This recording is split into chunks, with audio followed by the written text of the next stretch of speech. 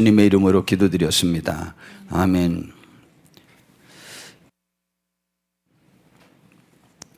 제가 우리 성도님들에게 여쭤보고 싶어요. 뭘 여쭤보고 싶냐? 정말 하나님을 기쁘시게 해드리고 싶은 마음이 있으신가요? 저는 이게 사실 매번 저의 마음속에 궁금증입니다. 진짜 우리는 하나님을 기쁘시게 해드리고 싶은가?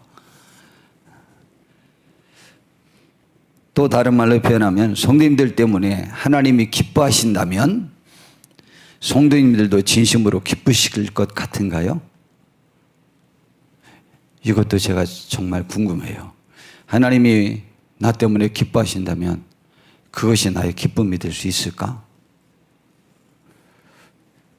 또 우리가 주님의 기쁨이 되고 주님이 나의 기쁨 된다고 진심으로 고백할 수 있나요?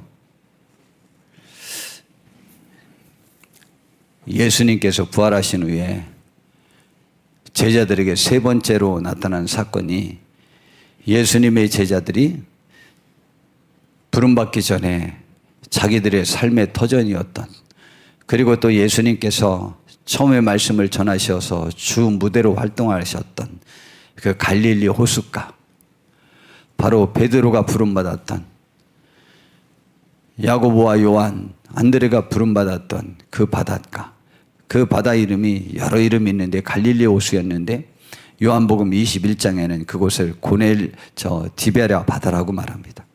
여기서 이스라엘 백성들은 자기 나라가 좀 작아서 그랬는지 모르지만 그 호수를 바다라고도 했어요. 그런데 그 디베랴 바다라고 하는 것으로 예수님께서 부활하신 후에 11번 성경에 제자들에게 나타내 보이신 기록이 나와 있는데 그 중에 세 번째 나타난 사건이에요.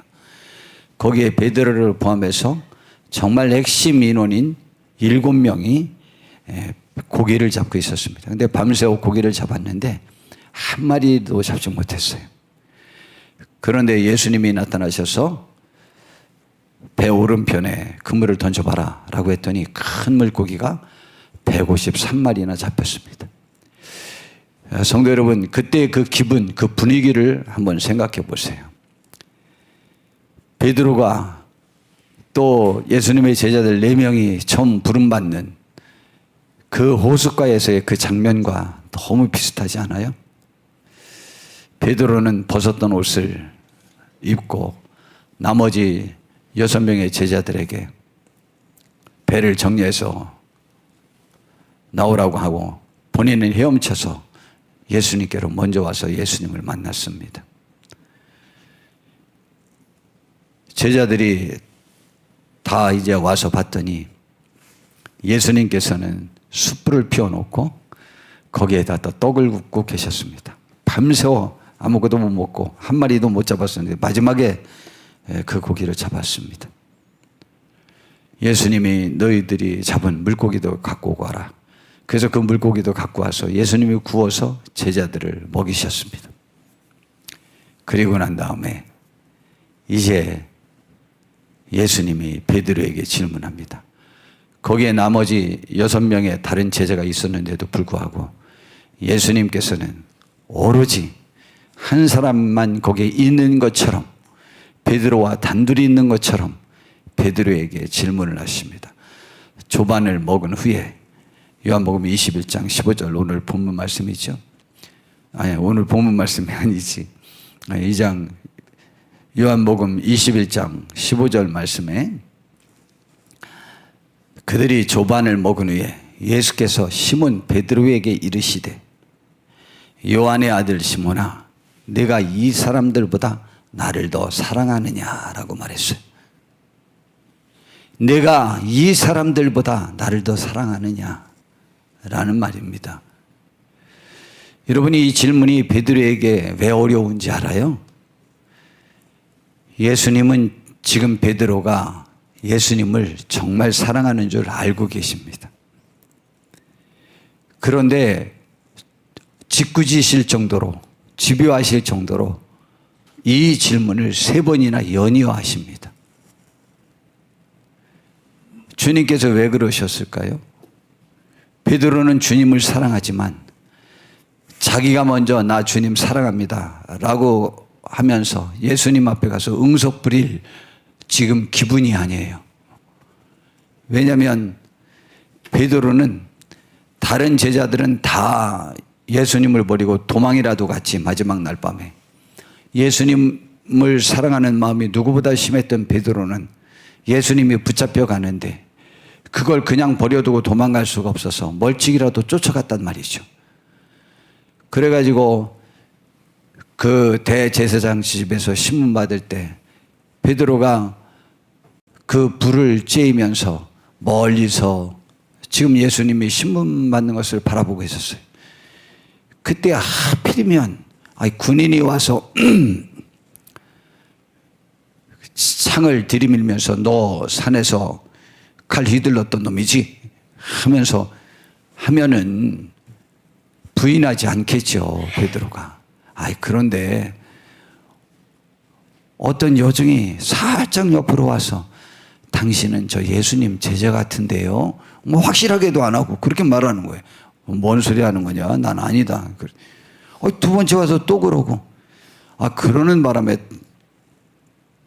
옆에 다른 사람들이 또 거들어서 내 말씨를 보니까 분명히 그 갈릴리 사투리 같다. 그러니까 너는 분명히 예수의 제자다라고 하니까 아주 맹세하고 저주하면서까지 나는 아니라고 얘기했어요. 그런데 예수님이 말씀하셨잖아요. 내가 오늘 새벽닭이 울기 전에 나를 3번이나 모른다고 할 것이다. 나는 감옥에라도 죽는 데까지 갈지라도 결코 그런 일은 없을 거라고 했는데 예수님께서는 그렇게 말씀하셨잖아요. 그런데 3번째 딱 부인하는 순간 닭이 꽃기어하고 울었어요. 와, 그러니까 반사적으로 베드로가 예수님을 쳐다봤어요. 그랬는데 그 순간 예수님께서 베드로를 쳐다보고 계셨습니다.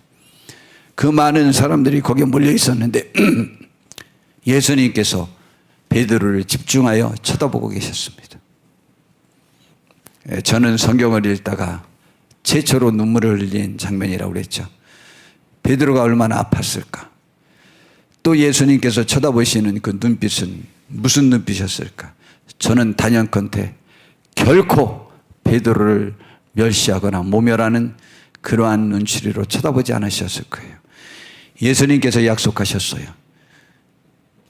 너는 시험에 들지 않도록 깨어 기도하라. 그러나 나는 내 믿음이 떨어지지 않기 위하여 기도하여 왔노라. 그리고 네가 돌이킨 후에 내 형제들을 굳게 하라라는 말씀을 바로 몇 시간 전에 말씀하셨잖아요. 그 말씀이 생각이 나서 그리고 새벽닭이 울기 전에 내가 나를 부인할 것이라는 말씀이 생각이 나서 베드로는 나가서 통곡을 했고 예수님 그때 쳐다보실 때 그 베드로, 사랑하는 베드로야, 네 마음이 아프지.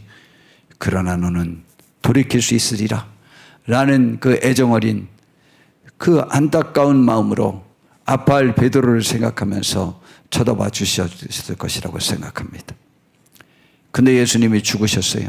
제자들이 너무 실망했습니다.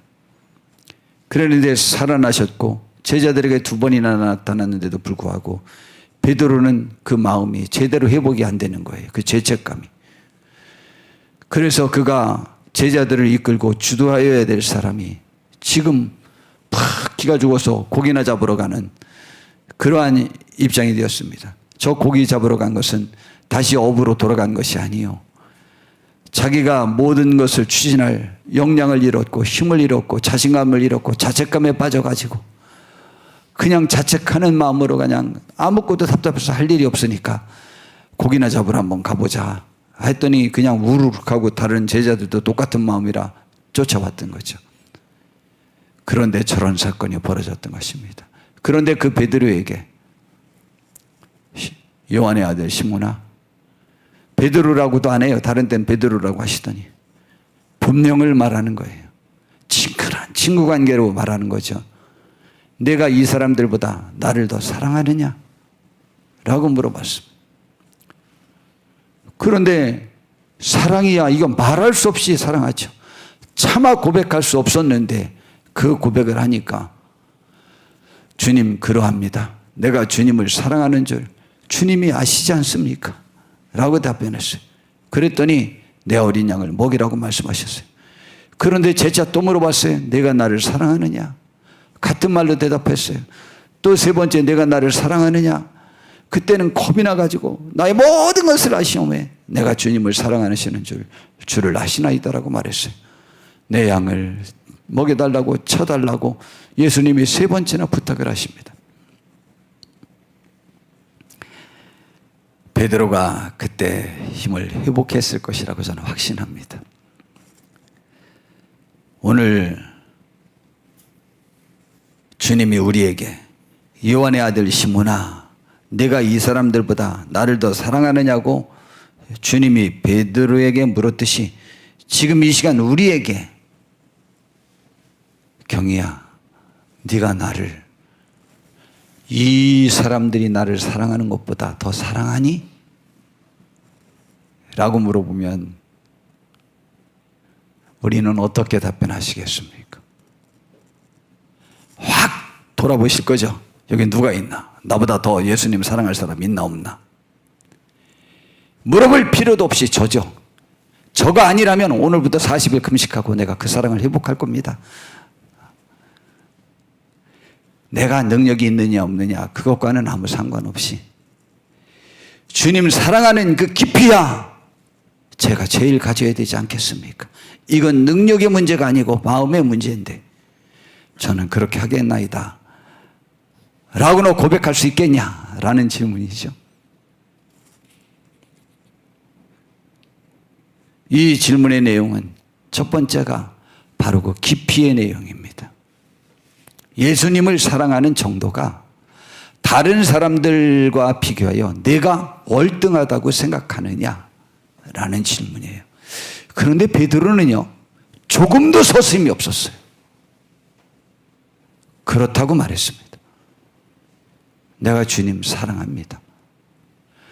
그리고 자기들 제자 지금 그 동료들 가룟유다는 죽어 없어져서 지금 10명 남았지만 자기 외에 10명이 더 있지만 그들보다 내가 주님을 적게 사랑한다면 베드로로서는 견딜 입장이 못 된 거죠. 그러니까 조금도 주체 없이 그렇습니다 라고 말한 것은 전 세계에서 내가 주님 제일 사랑합니다. 이건 베드로의 생각이죠. 어쩌면 그에 의해 막달라 마리아도 또 나사로의 동생 마리아도 주님을 그렇게 사랑할지는 모릅니다. 그러나 이 1등 자리를 사랑하는 마음 그거에 관한하는 1등 마음을 놓치고 싶지 않다라는 고백이었죠. 이는 베드로의 예수님에 대한 사랑의 깊이를 다른 제자들과 비교하며 확인하고 있는 것입니다. 굳이 말하면 내가 이 세상에서 사는 사람 중에 내가 날 제일 많이 사랑하고 있느냐 혹은 내가 날 사랑하는 것에 1등 되고 싶느냐라는 질문입니다. 그래도 아멘 한번 해보고 가야 되지 않겠습니까? 우리 아멘들 해보십시다. 아멘. 두 번째 이 질문은 내가 이 사람들을 사랑하는 것보다 나를 더 사랑하느냐라는 질문입니다. 이는 베드로가 가진 모든 인간적 관계나 애정보다 예수님에 대한 사랑이 우선이어야 한다는 것을 말씀해 주시고 있는 것입니다. 이 말은 내가 이 세상에 있는 어떤 인간적, 정신적, 쾌락적, 물질적 가치를 귀히 여기고 사랑하여 매이는 것보다 예수님 자신에 대한 가치를 더 귀중하게 여기고 사랑하느냐라는 질문입니다.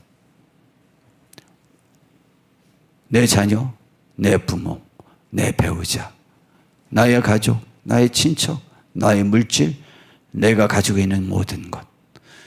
그러한 것을 사랑하는 가치보다 나를 더 사랑하고 나에게 우선순위를 두겠느냐라는 것입니다. 이것도 아멘 하셔야 되는데 우리 아멘 해보십시다. 아멘. 성경은 사랑의 우선순위에 대하여 아주 분명하게 말씀해 주고 있습니다. 조금도 타협하지 않습니다.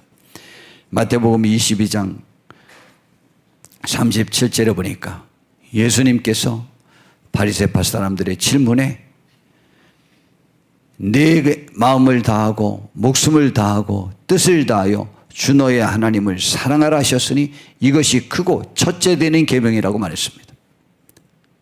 다 사랑인데 하나님 사랑하는 것이 첫 번째다. 두 번째는 뭐냐? 사실은 똑같은데 순위로 따지면 하나님이 먼저, 이웃이 먼저인데 통체적으로 같은 말이다. 하나님을 사랑하면 이건 당연히 되는 거고 이걸 한다는 것은 하나님을 사랑한다는 것이 되는데 두 번째는 뭐냐? 둘째도 그와 같은데 네 이웃을 하나님 사랑하듯이 네 자신같이 사랑하라 하셨으니 이 두 계명이 온율법과 선지자의 강령이라 그랬어요. 하나님은 왜 자기를 더 사랑하라고 그러느냐? 성경에 합당하지 않은 제자와 복된 제자에 대해서 설명을 해주고 있습니다. 마태복음 10장 37절에서 39절에 보니까 아버지나 어머니를 나보다 더 사랑하는 자는 내게 합당하지 아니하고 아들이나 딸을 나보다 더 사랑하는 자도 내게 합당하지 아니하며 또 자기 십자가를 지고 나를 따르지 않는 자도 내게 합당하지 아니하니라. 자기 목숨을 얻는 자는 잃을 것이요 자기를 위해 자기 목숨을 잃는 자는 얻을 것이라 이 말이죠. 이것을 또 다른 말로 어떻게 표현했는지 알아요? 마태복음 10장 29절에서 30절에 보니까 또 내 이름을 위하여 집이나 형제나 자매나 부모나 자식이나 전토를 버린 자마다 신앙 때문에 교회 때문에 하나님 때문에 그걸 버린 자들은 여러 배를 받고 또 영생을 상속하리라. 그러나 먼저 된 자로서 나중되고 나중된 자로서 먼저 될 자가 많으니라. 또 마태복음 6장 33절에 그런즉 너희는 먼저 그의 나라와 그의 의를 구하라. 그의 나라는 하나님의 나라 그의 부흥을 위해서 구하라. 그분의 의, 그분이 옳다고 하는 그분의 뜻을 이루어지게 하는 데에 너희들의 삶을 먼저 구하라.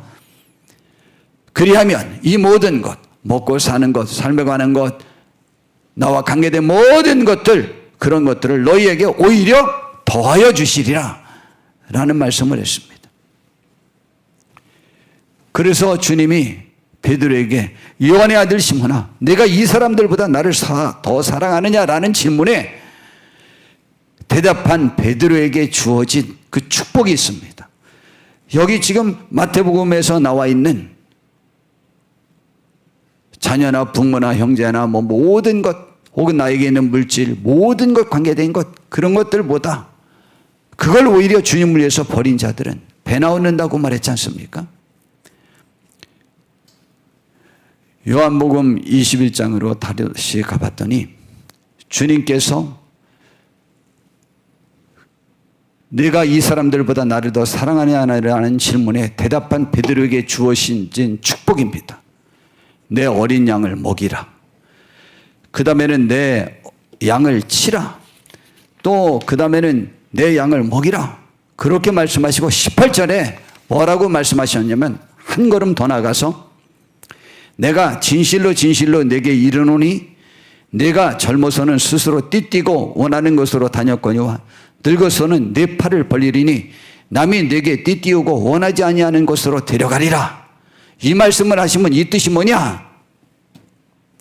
베드로가 어떠한 중음으로 하나님께 영광을 돌릴 것을 가르치심이로라. 이 말씀을 하시고 베드로에게 이르시되 나를 따르라 라고 말씀하셨어요. 베드로는 지금 무슨 자책감에 젖어 있느냐? 자기는 주님의 제자가 되어서 주님의 양들을 책임지는 1등 사도가 될 줄로 알았어요. 그리고 베드로의 고백대로 그 전의 고백대로 예수님을 위해서 자기는 죽어라도 죽기까지라도 주님을 따라갈 것을 고백했던 사람이에요. 그의 소원은 예수님의 일에 동참자가 되기를 원했던 거예요. 예수님은 이 세상을 구원하기로 오셨어요. 양이죠. 영혼이죠. 생명이죠. 사람이죠. 사람의 지도자가 되기를 원했던 거예요. 그런데 자기가 배반함으로 인해서 그 꿈이 무산된 것처럼 자책감에 사로잡히는 사람이 되었습니다. 그러나 그 꿈이 사라진 게 아니에요. 그리고 주님을 위해서 죽고 싶었어요. 자기는 패배자가 됐어요. 그때 주님이 십자가 못 박혀 죽임을 당할 때 자기가 같이 그때 죽지 못한 것이 너무 아팠어요. 그래서 나중에 그가 로마에서 원형극장에서 붙잡혀서 그가 십자가에 거꾸로 못 박혀 죽임을 당했는데 그가 도망가다가 주님을 만나서 이제는 안 됩니다. 이번만은 제가 죽어야 됩니다. 라고 가서 그가 부부도당당하게 다시 로마로 돌아가서 십자가에 못 박혀 순교를 당하는 그 축복, 그 행복을 누리는 삶을 살았지 않습니까?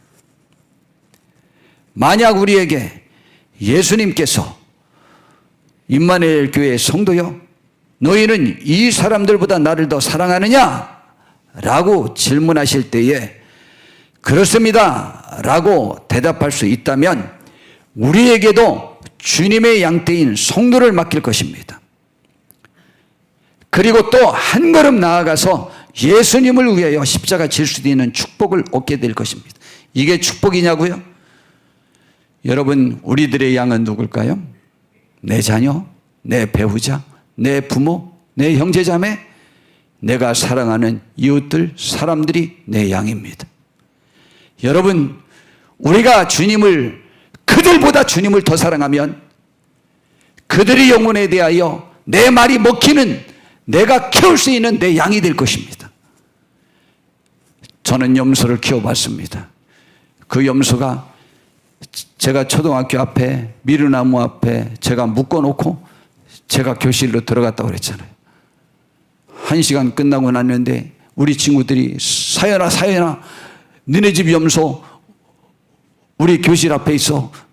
그 창가로 나가봤더니 어떻게 제 교실 그 창가에 와서 음메하고 있느냐고요. 여러분, 저는 그 염소랑 개들 키우는 사람들이 개와 장난치고 놀듯이 장난치고 얼마나 놀았는지 몰라요.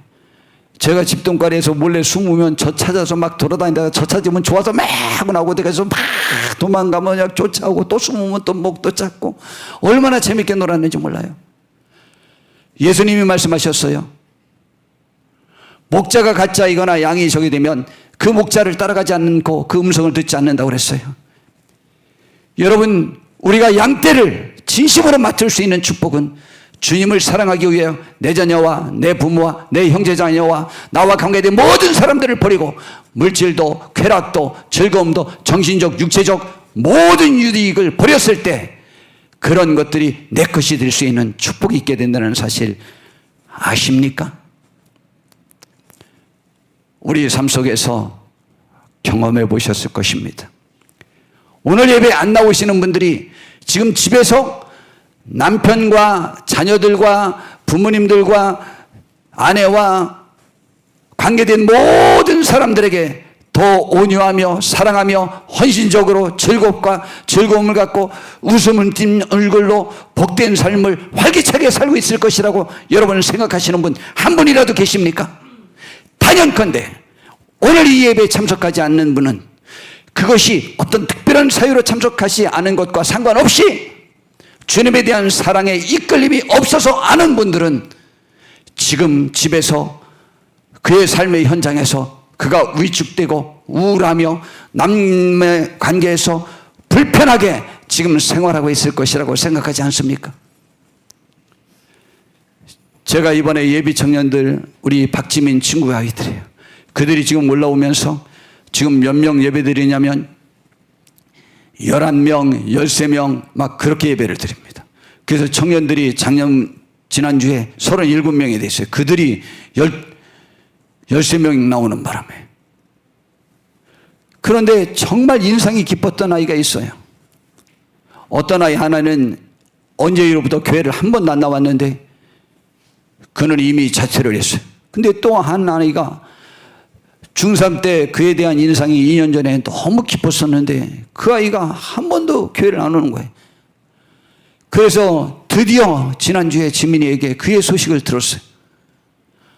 먼저 자퇴한 애와 곧 따라가지고 그 애도 자퇴했다는 거예요. 성도 여러분, 제가 자주 말하잖아요. 우리 교회 생활 잘 하다가 얼굴이 안 보이면 그들이요 이미 그들의 삶이 망가진 상태인 경우가 너무 많이 있습니다. 자퇴하면 망가졌냐? 여러분, 우리 자녀가 부모의 말씀에 100% 순종하는 자녀와 10%만 순종하는 자녀와, 물론 부모 말씀 안 들었던 아이들도 나중에 각성하여 훌륭한 사람이 되는 경우가 있겠지요만은, 거의 10중 8구는 주님의 말씀, 부모님의 말씀대로 잘 사는 자녀가 오히려 그들의 삶도 안정적이고 복되다는 것을 우리가 너무 잘 압니다. 부모가 잘못된 것을 자녀들에게 가르치는 경우는 극히 드뭅니다. 성도 여러분, 우리는 어떻게 생각하고 계십니까? 우리는 무엇을 생각하고 계십니까? 우리는 주님을 사랑한다고 고백하는 것들이 나의 모든 것을 잃는 것이라고 생각하십니까? 주님이 우리에게 복되지 않은 것, 생명이 되지 않을 것, 내 자녀들을 얻지 않을 것, 내 배우자들을 얻지 않을 것, 부모님들을 얻지 않을 그 방법을 우리들에게 요구하실 것 같습니까? 우리가 이웃을, 전 세계 인류를 잃을 것을 우리들에게 요구하실 것 같습니까? 하나님은 그것을 잃을 수가 없어서 그의 아들을 대신 죽여주셔서 희생시킨 그 사랑을 실천하신 그분이 우리에게 이 세상을 버리라고 말씀하실 것 같습니까? 이 세상을 얻는 것이요, 그러므로 여호와께서 세우지 아니하시면 집을 세우는 자, 그 집은 가족, 자녀들이라고 말씀드렸지 않습니까? 그것이 헛될 수 있음을 말씀해 주고 있습니다. 자녀들을 사랑하십니까? 부모들을 사랑하십니까? 그들의 영혼과 그들의 삶을 진심으로 사랑하십니까? 주님을 먼저 사랑하십시오. 주님께 도움을 청하십시오. 주님의 가치를 더 부여하십시오. 그 삶을 내 가정에서 보이십시오. 그리고 주님의 사랑으로 그들에게 웃으십시오. 그들을 존중하십시오. 그들을 높이고 그들의 자존심을 높여주고 함께 그렇게 하는 삶을 살 때에 그것이 더 축복이지 않겠습니까? 그리고 정말 내가 내 자녀를 위해 죽을 가치가 느껴질 만큼 내 자녀들에 대하여 소중함을 깨달을 수 있는 은총도 허락하여 주십니다. 우리가 지치면 내 자녀들도 내가 놓지 않습니까? 내 배우자도 내가 놓지 않습니까? 포기하지 않습니까? 내 영향력 밖의 것들이 되지 않습니까? 여러분, 주님을 사랑한다고 고백하면 그 양을 칠 수 있는, 인도할 수 있는 힘을 얻게 되고, 정말 필요할 때 그들을 위해 죽어줄 수 있는 그 위치에도 영향력에도 서게 되는 축복을 누리게 되는 것입니다. 오늘 이 시간 우리 성도님들은 주님을 사랑한다고 다 고백하는 귀한 분들이 되길 바랍니다. 저는 오늘 이 말씀을 이렇게 질문하고 싶습니다. 목사인 제가 우리 성도님들에게 진심 어린 질문이 있답니다. 정말 하나님을 기쁘시게 해드리고 싶은 마음 있으신가요? 정말로 있으신가요? 있으셔야만 합니다. 정말 있으셔야만 합니다. 오늘 본문 요한 3서에는 사도 요한이 가이오라고 하는 장로님, 목사님이죠.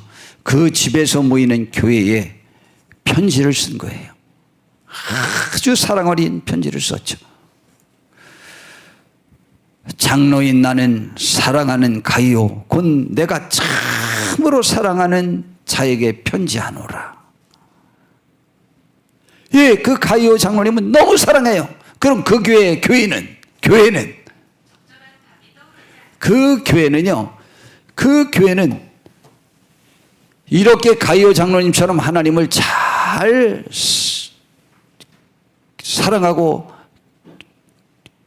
주님을 기쁨으로 섬기는 가이오 장로님이, 그 목사님이 계시긴 하지만은 그 교회는 으뜸되기를 좋아하는 디오드레베라고 하는 악한 사람도 있었어요.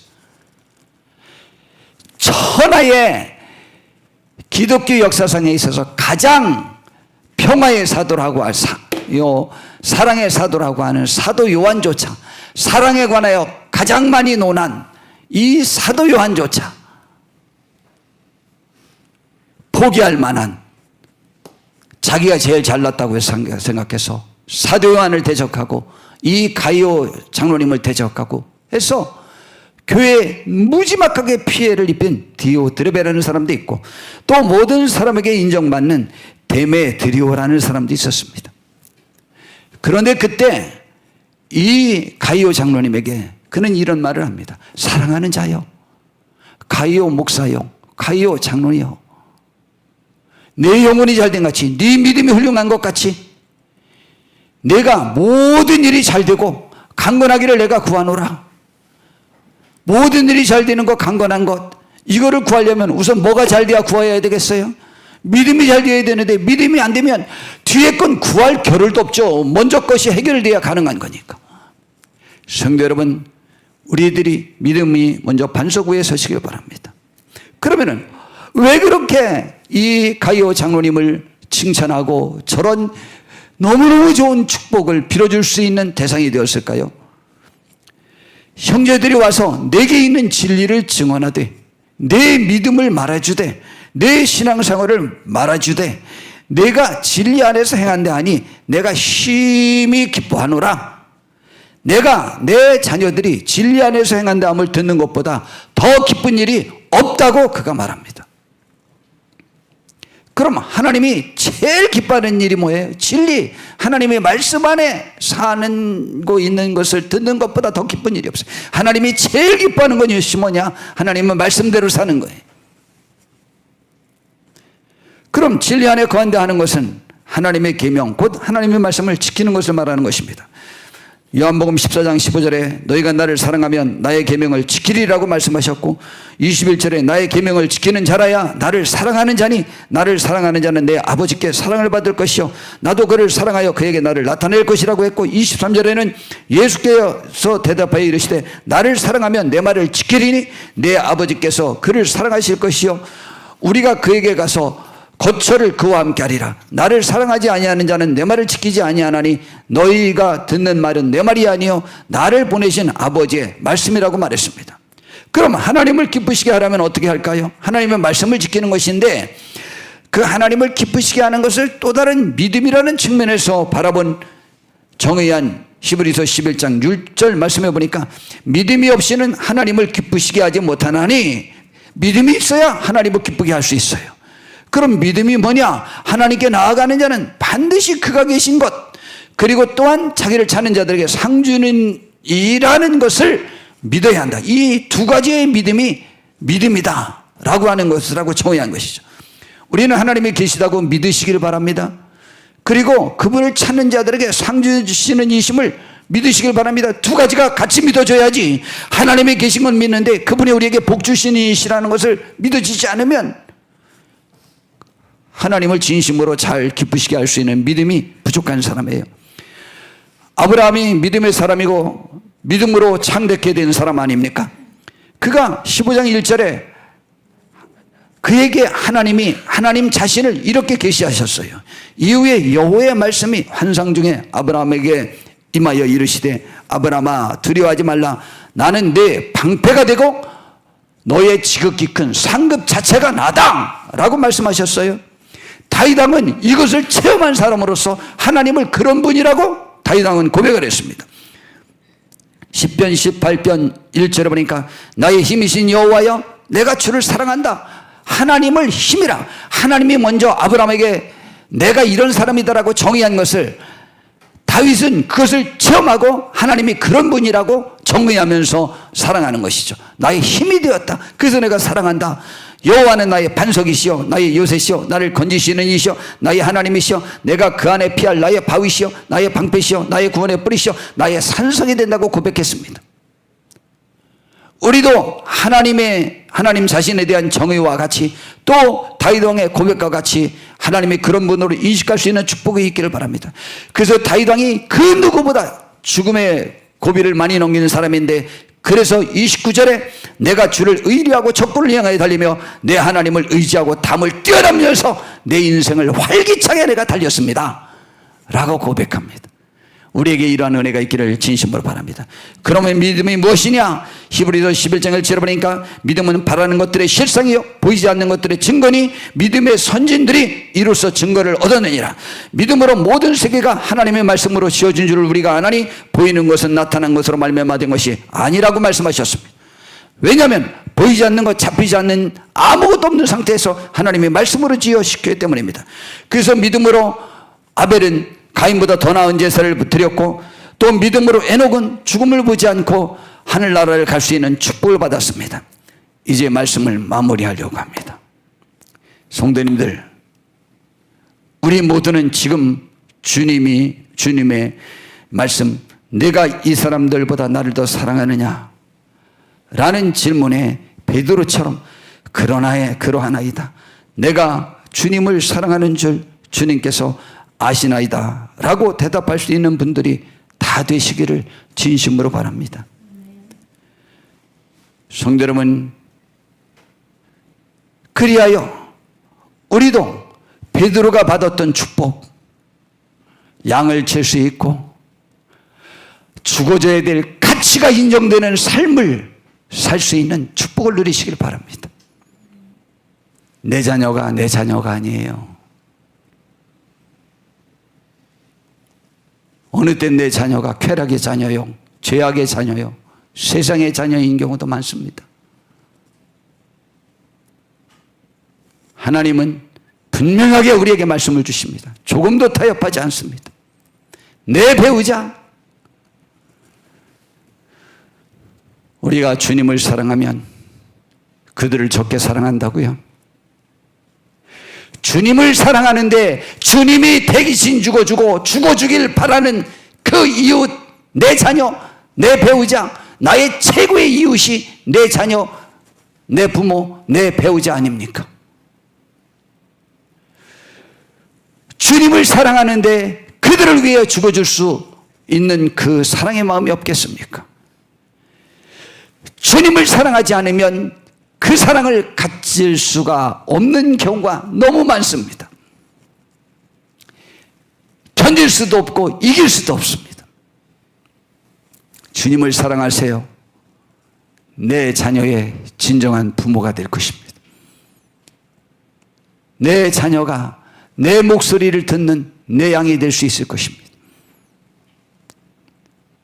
우리들의 가정에 활기찬 사랑의 관계가 형성될 수 있는 것은 내가 먼저 주님을 사랑해야만 하는 것입니다.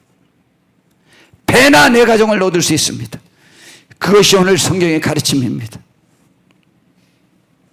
또한 가이오 장로님처럼 진리 안에서 살고 있어서 주님을 가장 기쁘게 하는 삶을 모두 다 사시는 분들이 되시길 바랍니다. 그래서 우리가 돌보고 이끌어야 할 영혼의 양들이 많이 주어지며, 또 주님을 위하여 십자가도 주어지는 축복을 누리며, 영혼이 잘됨 같이 내가 범사에 잘되고 강간해지는 축복을 다 받으시는 그 은혜가 있기를 진심으로 바랍니다. 기도하겠습니다. 하나님, 우리가 주님을 진정으로 사랑한다고 고백하게 하옵시고, 주님이 나의 기쁨, 내가 주님의 기쁨이 되게 하옵시고, 우리가 주님의 말씀 안에 살아서 주님을 크게 기쁘시게 해드리는 복된 하나님의 사람들 다 되게 하옵소서. 그리하여 내 말이 먹히는 사람들이 많이 있어지게 하옵시고, 내가 그들을 이끄는 데에 나의 자존감이 회복되게 하옵시고, 그들을 위하여 죽어줄 만큼 사랑이 싹터서 삶의 큰 위로와 축복과 행복을 누리면서 복된 삶을 살 수 있도록 도와주시옵소서. 예수님의 이름으로